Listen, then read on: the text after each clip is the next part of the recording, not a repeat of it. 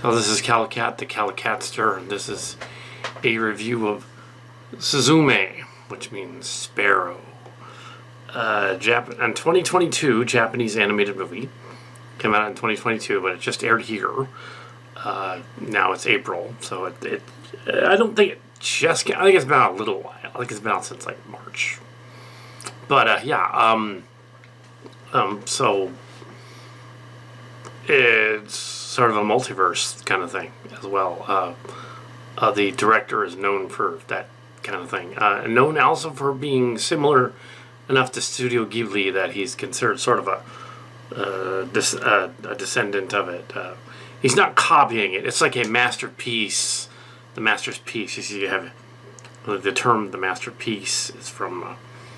It's when the apprentice makes something that looks a lot like the master. It's a masterpiece. Yeah. So you have a lot of his movies are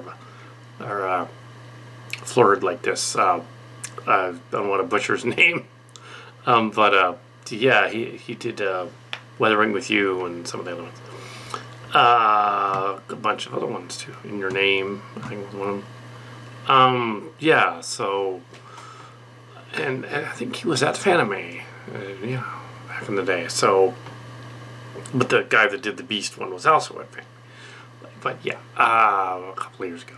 This movie was in production during the pandemic and references the tsunami and earthquake of 2011 and one 100 years earlier about 100 years earlier in 1923. So yeah, there's in this universe of the story, it's a cartoon movie. I saw the one with Japanese English subtitles. I didn't see the dubbed one. I wanted to see the one in Japanese because I wanted to catch all that stuff. So watched a lot of Japanese cartoons and things over the years and figured I could probably get it, just from osmosis, and I did. I got it.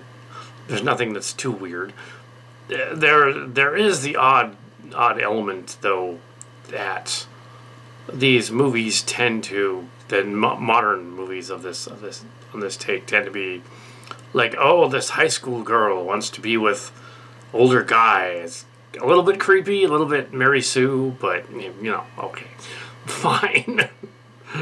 But so don't do that. But yeah, so it's in the movie the character is a high school student. I'm assuming a senior over there because I think the high school age is different there, and it's not 18 but 17. She's a senior in high school. Yeah. I liked that they explained in this one, which they didn't explain in the Weathering with You movie, or in the Beast movie. The other guy, the other person who created that one.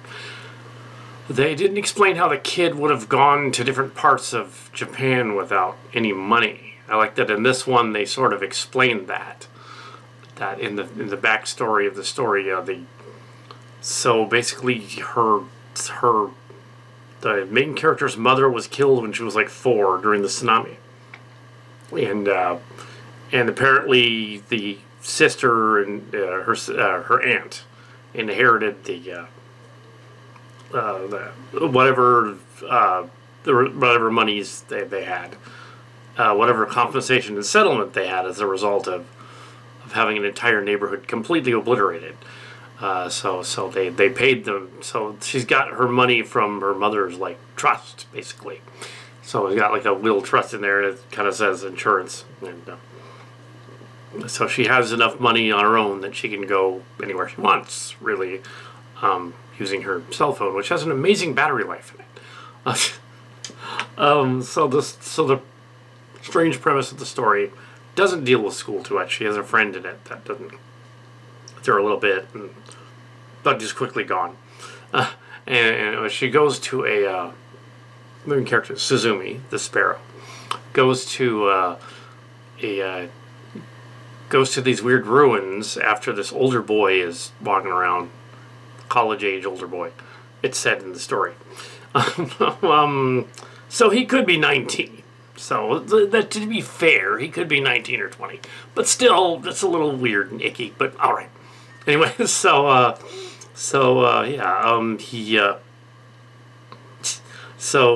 they imply that he's quite a bit older than her, actually. So maybe he's 20, 21, somewhere around there. Not too much older. But anyway, so she follows him to this. He's looking for a door. She follows the guy to the door place, and there's this weird old bathhouse that's been run down in this rundown area, and there's a door in the middle of nowhere, and like in Inside Out, and like in Monsters Inc., and like in Stargate, this door opens into another reality. It goes into another reality, and they can go through the door and go to another reality. Similar to some old Twilight Zones as well. It's reminiscent of a Twilight Zone thing as well, which is where they probably got it. In some elements of it. I mean, it's its own thing, really. It's paying homage to the idea that, okay, you have them going to other worlds and other realities and things, but that, with a Japanese spin on it, but they can't have them in space. So they're not in space, they're on Earth, but in the ethereal plane, ever after. Valhalla, whatever you might call it, heaven. Apparently, you can't go through back and forth. And then a creature called the Worm escapes. The worm comes out, and although in the Japanese mythology, I looked up a little bit of it online. It's not just me. Is actually a giant catfish thing, not a worm. But the director took liberties with that giant magical fish. It does show up as a magical fish briefly. But yeah, it's a fish. It's a catfish. A magical catfish. But it's a worm in this version, and that's fine if it's a worm. The word is just kind of a kanji, so it's, yeah, either or. An eel thing, tentacle thing. Or a tentacle guy is somebody else. But, yeah, somebody else. So we have some other director. We have, they have to close the door, and when they do, they unleash, unknowingly, the key. Nod to Buffy the Vampire Slayer there. That's cool. But the key in this version is a cat. A Ghibli-looking cat. Very, very much reminiscent of Kiki's Delivery Service. And there's another cat in it that also is. But, yeah, so this absolutely adorable animated cat is in it. And it talks like a Mewth kind of thing. Also present in Pokemon, by the way. Yes, Mewth, Pokemon. Similar to that. And what's up with these weird worm things breaking out of the doors whenever they appear causes earthquakes, and no one else can see it. See what's going on. They just feel an earthquake, and that's it. They can't see the worm. She can see the worm because she's part of the key. That's actually explained later, because she went into the Ever After when she was 4, came back out, and yeah, and it's really obvious, like. The twist ending is not a twist, but sure, why not? I think it works anyway. So, yeah, the idea of characters finding other timelines and things is a sci-fi trope. The idea of finding yourself through an adventure, quite literally in some cases, yeah, is also a trope. It's a man versus magic, man versus the gods. It's one of the sci-fi tropes. Yeah, the supernatural, basically. So yeah, you have characters, yeah, going on an adventure. What's fun about this story is that Kat is a trickster god, cat demigod, and he's going off on adventures everywhere because he's magical. Cat. So before she can get with the boyfriend or whatever, the cat, the mischievous cat, replaces him with her three-legged child's chair that he was sitting on in her room. So, little three-legged chair that the mother built for her, and the chair then goes on an adventure with her, sort of a la Beauty and the Beast with the furniture that moves. Yeah, all the Disney one, yeah. And a number of other things. Also, I think Pee Wee Herman and Blue's Clues did something similar. So that's cool. They referenced old school Pee Wee Herman's Playhouse and Blue's Clues in there. That's neat. Okay. Yeah. But yeah, I don't think directly, but indirectly. Yeah, animated object. Chair is heroic and talks and stuff. And cat talks too, of course. And you have magical things happening. Since it's a 2022 movie, it wouldn't get the award for 2023 for Best Animated Film because it's a 2022 movie. But I'm sure it'll get an honorable mention in the Claire Awards later on. But yes, should have been one of them from last year. But oh well. Anyway, yeah, it was one of those movies that was released at the end of the year. So yeah, technically over there. So yeah, you have a adventure with the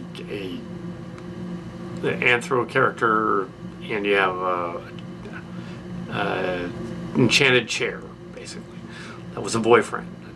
He's going on this adventure, and the aunt's trying to figure out where she is, and this is gonna they figure out through the bank account because their phone's locked. They figure out the bank account where she is because she's charging her account.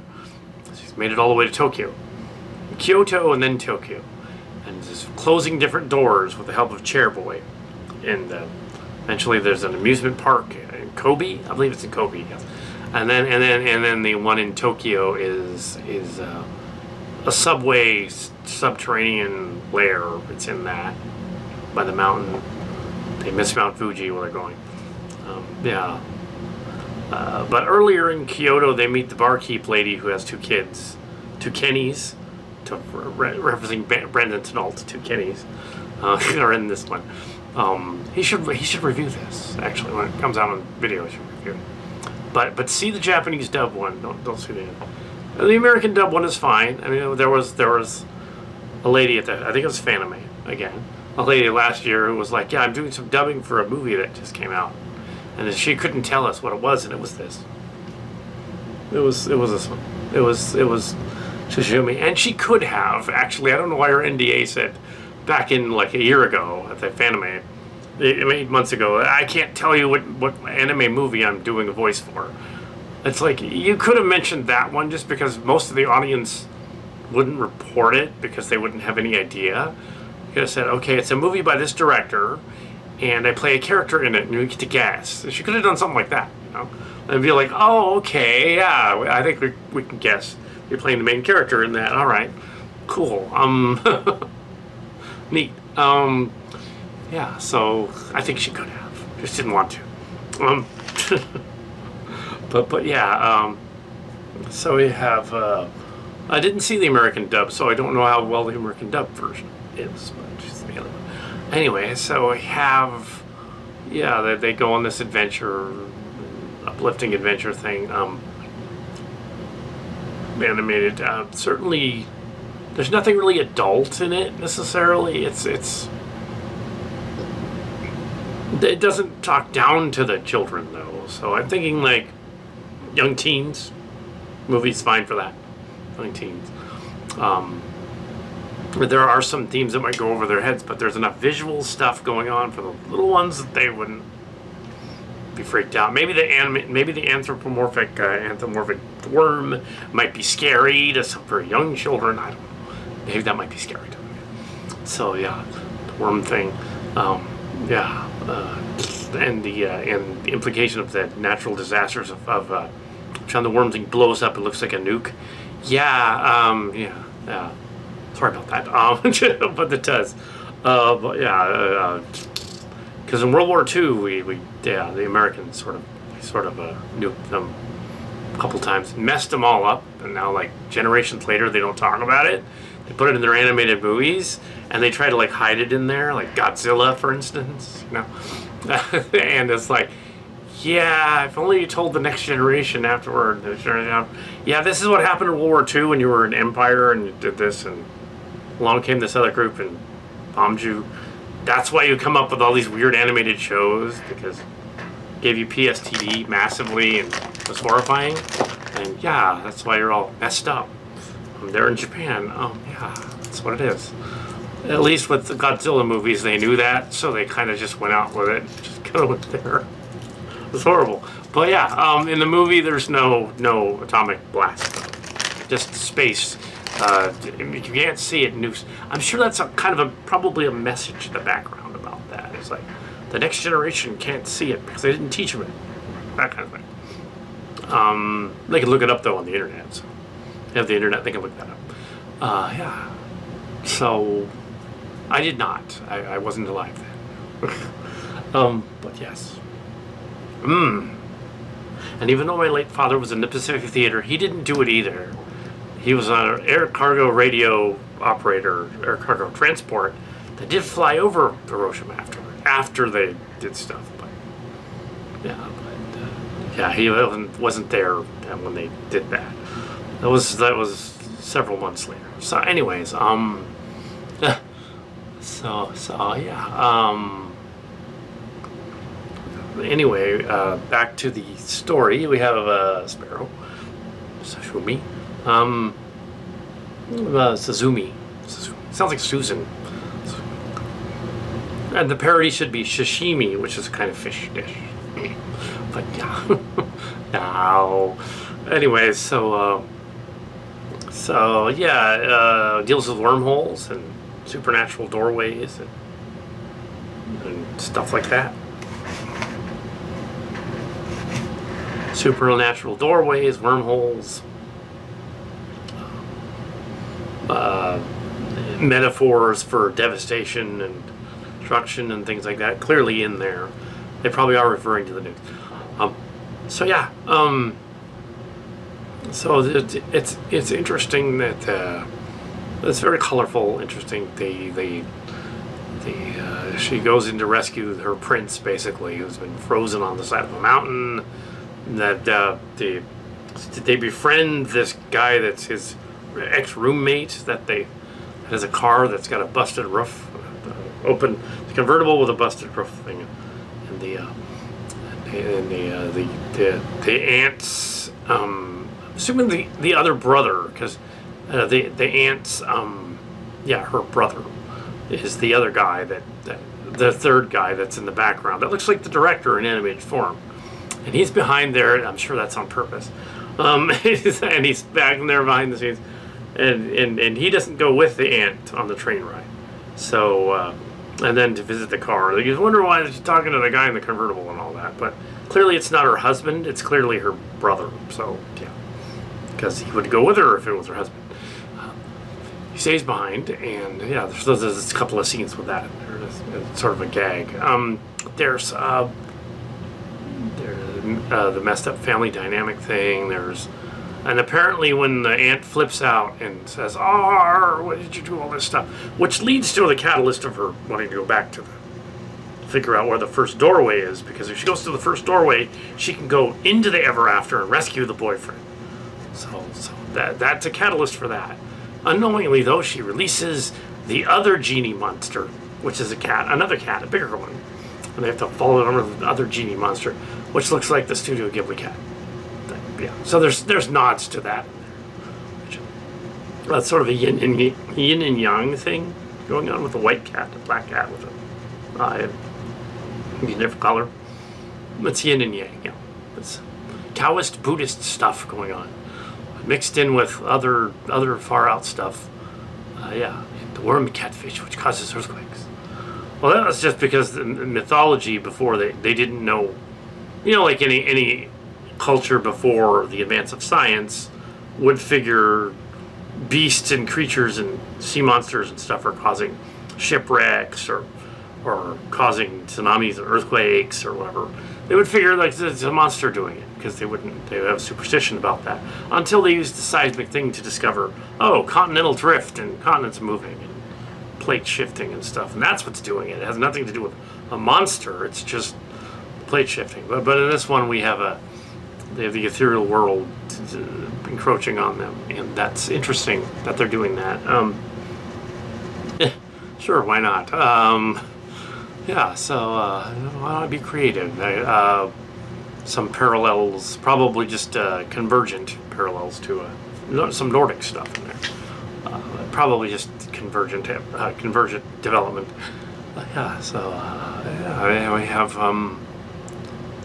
yeah, she rescues the guy, she pulls him out, and then it kind of ends, and then there's like some scenes at the end with the, and then there's the twist at the end. Spoilers, yes. The girl that rescued her from the is her. She's herself in the future. So the whole thing is tied into the future. What you could tell was coming because the moment she walks through the door, she's wearing the costume from the beginning, and they're like, oh, yeah, she's gonna go rescue herself from the time warp and pull her out, and then rescue the boyfriend, and then her, yeah, herself, and the chair gets transmuted through time, and that's where the leg disappeared. Ah, space-time chair thing. Sure, why not? Dare say, why not? Yeah, it's to quote somebody on the internet. You say what? No, that's somebody on the internet. Yeah. It's not Phelan Portis. I think it's that other guy, TJ Omega. Anyway, but yeah, I figured, yeah, sure. Fine, perfectly salvageable animated story. It's cute. It's interesting that they addressed a problem with the Beauty and the Beast one, the Beast one.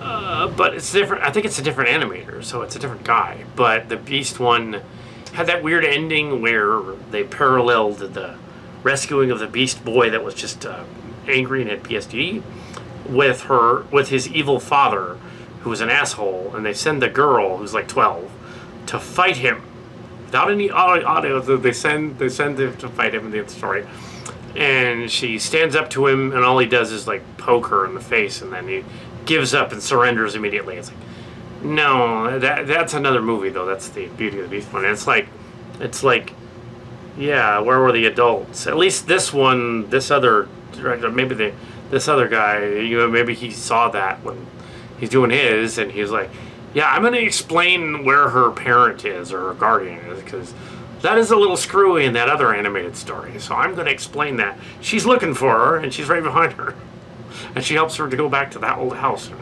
So she's actually there. It's good. Yeah. So maybe he saw the other story, and he was like, oh, I'm going to fix that. I'm going to address the other story that where was the money? She's got the money already. It doesn't really make sense, but it makes more sense than having none. So she can get around because she's got like funds that she can transfer onto her phone.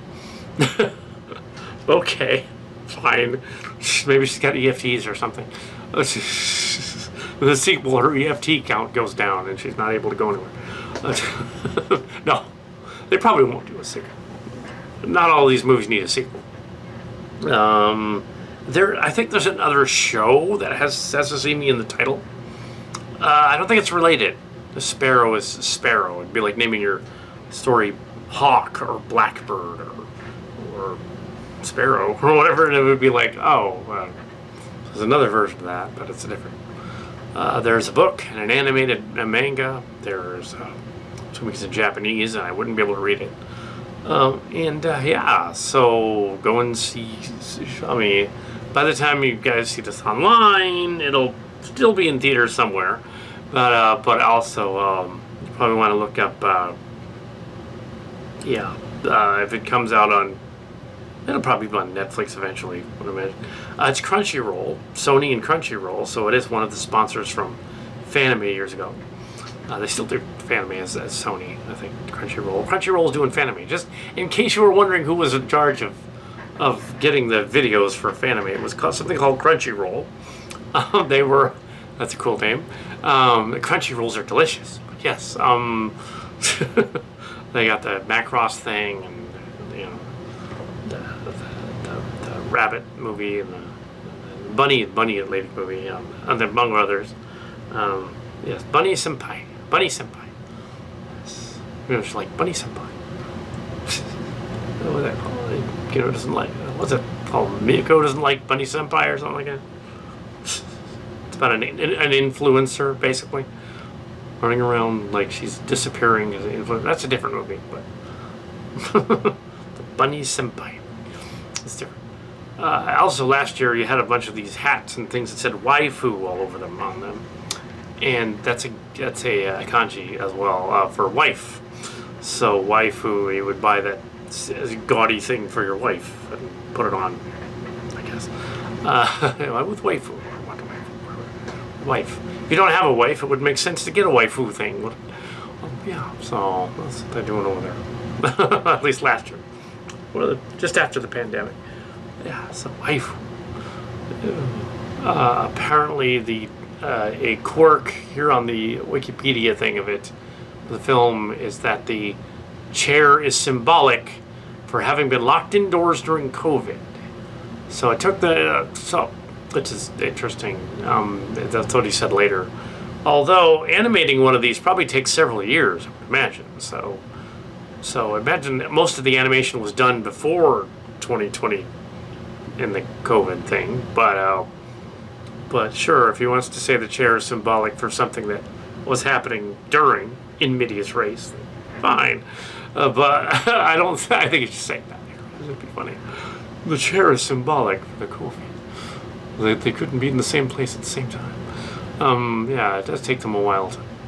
It appears to be cell animation mixed in with computer animation pretty flawlessly, actually. They do a good job. Yeah, Japanese animation thingy. Let's see if I can follow. It is literally a kanji. That's what it is.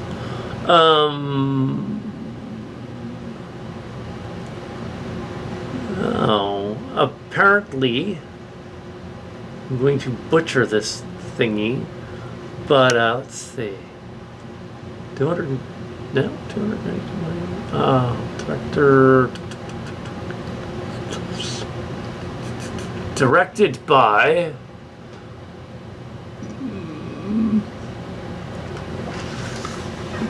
Mintoga Shinkai. Mintoga Shinkai. Yeah, I think I said that right. And the Japanese version is Suzume no Tojimari. Tojimari. If I said that wrong, I'm trying to say Suzume no Tojimari. That's what I'm trying to say. In other words, Sparrow the locker. She locks things. Sparrow the locker. She locks doors. Sparrow the locker. It's literally what it means. But yeah, there you go. Sparrow. And it might mean something, but it would be like the horror geek saying, "Hell yeah!" And going, "Not that, you pervs. That's not what she's talking about." Of course, in this movie, maybe she kind of is, and it could be symbolic for puberty, or a late state, or looking for men, or something. Or yeah, the worm is, obvious. The worm. Yeah. Could be that, but no, it's actually a worm. No, be perfect. No, yeah, it could be that. It's Japanese after all. But no, it's perfectly innocent. There's nothing going on here. It's fine. But yes, yeah, Sparrow the Locker. So yeah, go and see it.